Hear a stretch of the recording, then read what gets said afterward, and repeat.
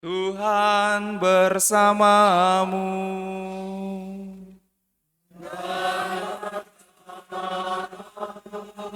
Inilah Injil suci menurut Markus.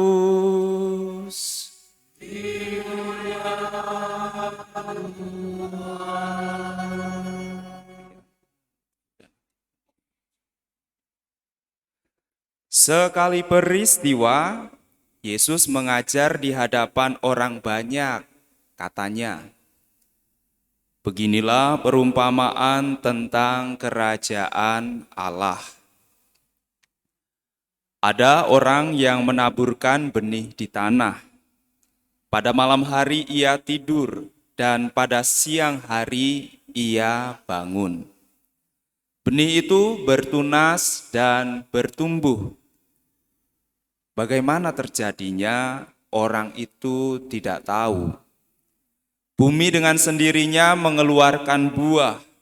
Mula-mula tangkainya, lalu bulirnya, kemudian butir-butir yang penuh isinya dalam bulir itu. Apabila buah itu sudah cukup masak, orang itu segera menyapit, sebab musim menuai sudah tiba. Yesus berkata lagi, dengan apa kita hendak membandingkan kerajaan Allah itu? Atau dengan perumpamaan manakah kita hendak menggambarkannya? Hal kerajaan itu seumpama biji sesawi yang ditaburkan di tanah. Memang biji itu yang paling kecil di antara segala jenis benih yang ada di bumi.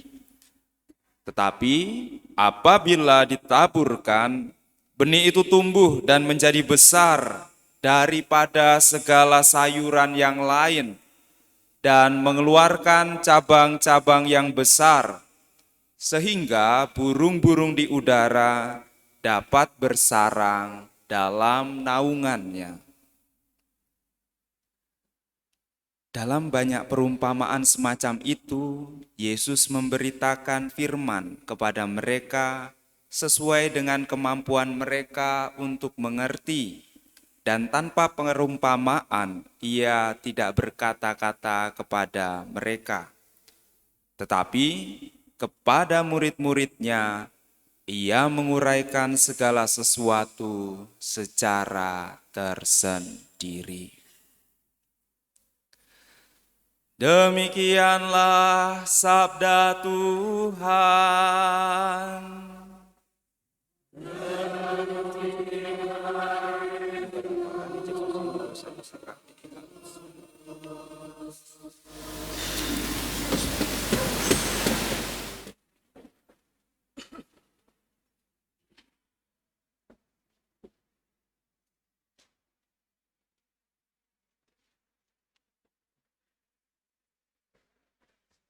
Saudara-saudari dan adik-adikku yang terkasih dalam Tuhan. Kemarin sore saya misa, saya tidak bawa buku ini, tetapi pakai jam tangan. Nah, kalau saya tidak bawa buku, takut tidak bisa berhenti, maka saya bilang kepada umat, nanti kalau kelamaan buat tanda seperti ini supaya saya tahu. Nah, sekarang saya bawa buku ini tetapi tidak bawa jam. Maka nanti kalau sudah 10 menit, ya siapapun buat tanda seperti ini supaya saya tahu sudah 10 menit. Ya, saya mulai dari sekarang ya. Jangan langsung buat tanda. Saya nggak ngomong nanti. Baik saudara-saudari dan adik-adikku yang terkasih, dalam antifon dikatakan bahwa, apa udah ada yang buat tanda? Belum kan? Jangan. Dengarlah Tuhan seruan yang kusampaikan, Engkaulah pertolonganku, janganlah membuang aku, dan janganlah meninggalkan aku, ya Allah penyelamatku. Dari kata-kata itu saja kita tahu bahwa Tuhan adalah penolong kita dan Ia selalu mendampingi kita dalam situasi apapun. Maka dalam bacaan-bacaan yang kita dengarkan hari ini juga sekiranya membuat hati, membuat kepercayaan kita semakin tumbuh besar. Saudara-saudari dan adik-adikku yang terkasih dalam Tuhan, bacaan-bacaan hari ini menunjukkan kepada kita bahwa sesuatu yang baik, yang besar, dan yang melimpah bermula dari sebuah tunas dan bibit-bibit yang terkecil. Dalam bacaan pertama dari nubuat Yehezkiel, hal yang besar itu digambarkan seperti pohon aras. Tahu pohon aras? Tahu? Pernah nonton Twilight yang serigala-serigalaan itu, yang vampir-vampiran? Nah, biasanya dia lompat-lompat di pohon aras itu, pohon cedar, wipol tahu ya wipol ya. Nah, jadi gambar pohon di wipol itulah pohon aras, dan buah-buahnya itu seperti pohon apa ya? Pinus, seperti pohon pinus.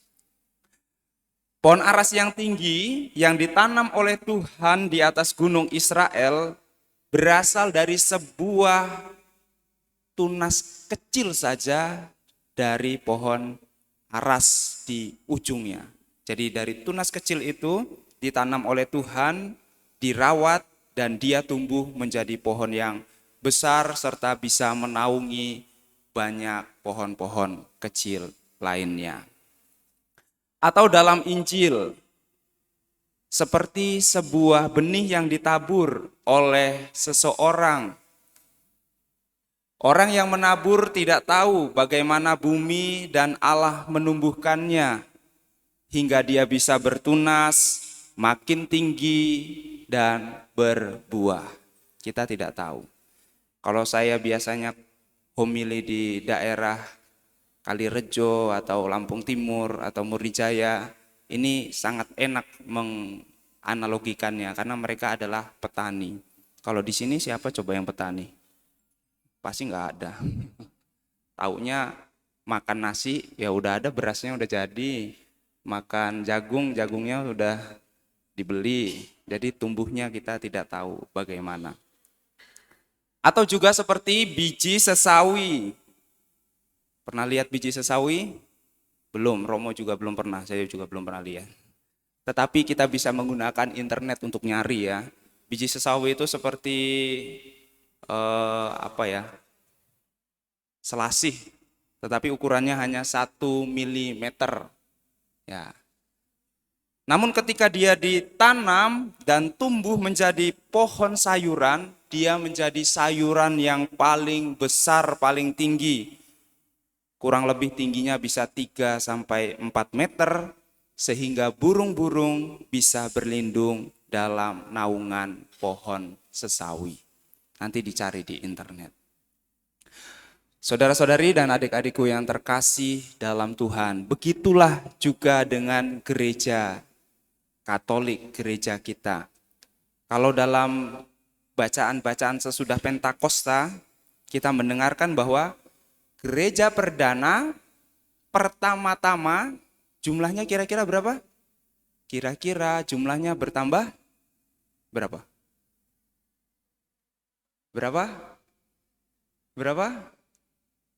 Ya 3.000 ya, boleh sedikit ditawar 5.000 lah gitu lah ya. Atau 6.000. Ya. Gereja perdana pertama-tama jumlahnya kira-kira 5.000 orang. Dan saat ini kalau saya tanya berapa jumlahnya? Pernah cari di internet? Jumlahnya kira-kira 1,6 miliar. Ya, sekitar itu. Dan orang Kristen itu, kalau orang Kristen itu kira-kira jumlahnya 3, sekian miliar. Tetapi untuk Katolik sendiri kira-kira segitu. Maka dari yang saya katakan di awal, sesuatu yang baik, yang besar, yang melimpah, itu bermula dari tunas dan bibit yang kecil.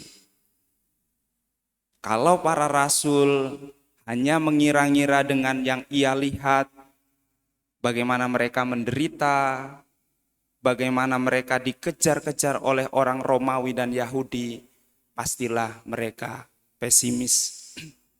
Kalau yang mereka lihat demikian, waduh, saya mewartakan sabda Allah tetapi kami dihimpit, kami dikejar-kejar.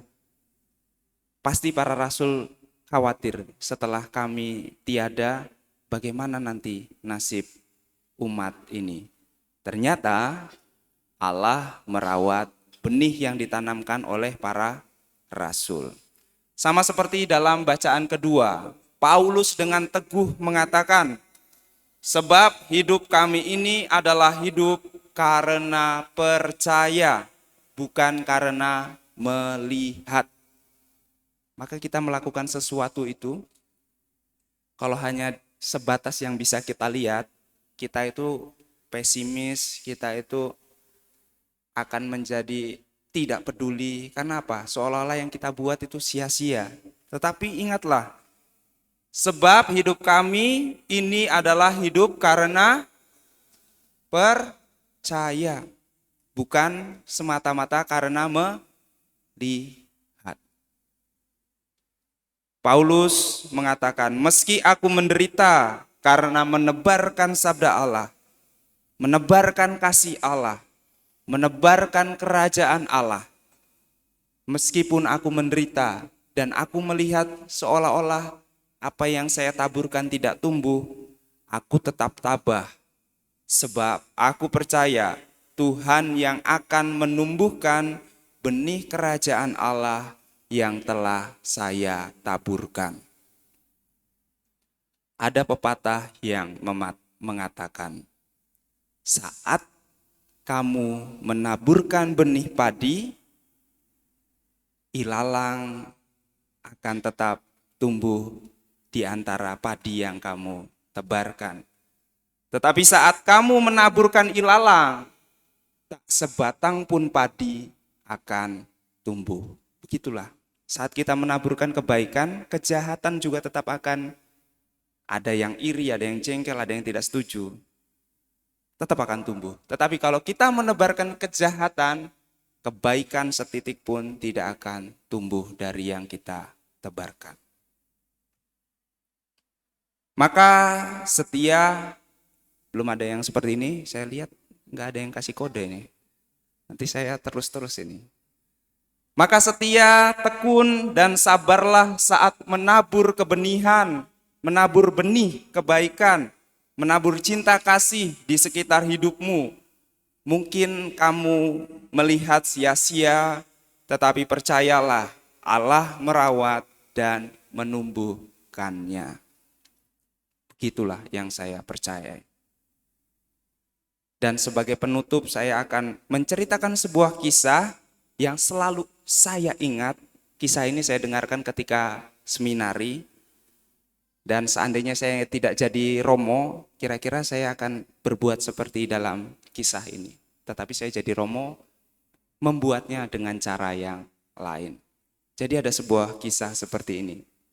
Ada sebuah keluarga muda yang berbahagia karena baru menikah, happy, senang. Kemudian setelah setahun dikarunia seorang putra, dan luar biasa senang.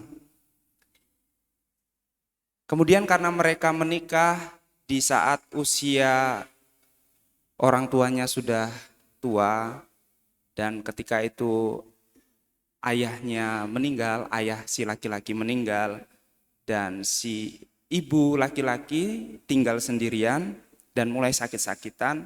Akhirnya si ibu tinggal bersama anak dan menantunya. Dan seperti sebuah kisah klise, ya biasalah. Biasanya mertua dengan anak menantu perempuannya ini tidak akur. Ya, beginilah juga yang terjadi. Si ibu yang tinggal bersama keluarga muda ini mulai kembali seperti anak kecil, banyak mintanya, banyak mengeluhnya, banyak protesnya, banyak ini itunya. Dan si istri, si menantu perempuan ini mulai merasa tidak tahan. Tetapi dia juga tidak enak dengan suaminya. Lalu dia entah dapat ide dari mana, dia punya ide untuk ke orang pintar. Lalu meminta kepada si orang pintar, "Guru, saya minta sebuah racun yang bisa membunuh tapi secara perlahan supaya tidak ketahuan dan tidak mencurigakan." Lalu si perempuan ini oleh si guru diberikan sebuah bubuk dengan catatan seperti ini. "Anakku, ini adalah bubuk racun yang sangat kuat. Efeknya akan muncul setelah 1 tahun. Syaratnya, setiap pagi, setiap siang, setiap malam, buatkanlah secangkir teh kepada mertuamu dan taburi dengan bubuk ini. Saat kamu menghidangkannya, berikan senyuman yang termanis supaya dia tidak curiga. Dan dalam waktu 1 tahun, dia akan meninggal." Singkat cerita, setelah hampir 1 tahun, ternyata si ibu mulai melihat menunjukkan kebaikan. Dia semakin disayang sebagai menantu yang paling disayang. Mau bisa berdiskusi dan pokoknya perlahan menjadi sangat baik. Dan akhirnya si perempuan ini menyesal dan datang kembali kepada orang pintar tersebut. "Guru, saya sangat menyesal karena ibu mertua saya sekarang sangat baik kepada saya. Saya minta penawar racun yang guru berikan." Lalu si guru berkata, "Tidak ada, anakku." Makin sedihlah perempuan itu. "Tidak ada." Lalu dia bilang, "Berarti ibu mertua saya akan meninggal sebentar lagi." "Tunggu dulu, saya jelaskan. Tidak ada penawar racunnya, karena yang saya berikan kepadamu adalah sebuah vitamin saja. Tenang saja, ibu mertuamu akan menjadi baik-baik saja. Tidak ada penawar, karena yang aku berikan bukan racun." Begitulah kebaikan bekerja. Kalau kita menaburkan kebaikan, mungkin bukan besok, mungkin bukan lusa akan menghasilkan, tetapi percayalah Tuhan akan merawat benih-benih kebaikan yang kita taburkan di mana saja. Semoga Tuhan memberkati kita.